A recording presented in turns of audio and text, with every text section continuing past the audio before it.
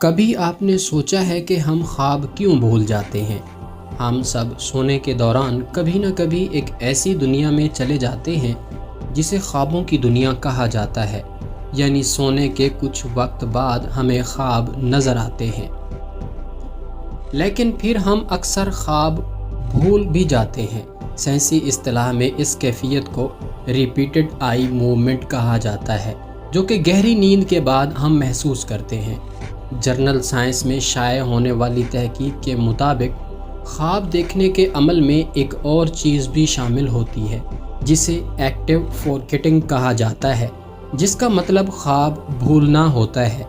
ہم میں سے اکثر لوگوں نے اس کیفیت کو ضرور محسوس کیا ہوگا، جس میں ہم رات کا دیکھا ہوا خواب اٹھنے کے بعد بھول جاتے ہیں۔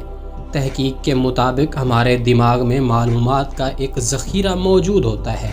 دماغ میں ضرورت سے زیادہ معلومات بھرنے سے بچنے کے لیے دماغ کے نیورون خواب کو ضائع کر دیتے ہیں۔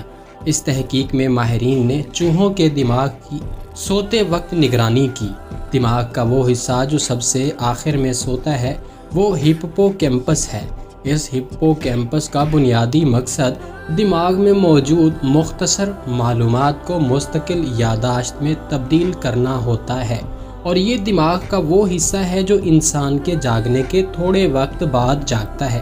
بہت سے لوگوں میں خواب دماغ کی مختصر یادداشت میں ہوتے ہیں کیونکہ ہپو کیمپس دیر سے جاگتا ہے، جس کی وجہ سے ہم اٹھنے کے بعد بہت سے خواب بھول جاتے ہیں، یا وہ خواب ہمیں معمولی طور پر یاد رہتے ہیں۔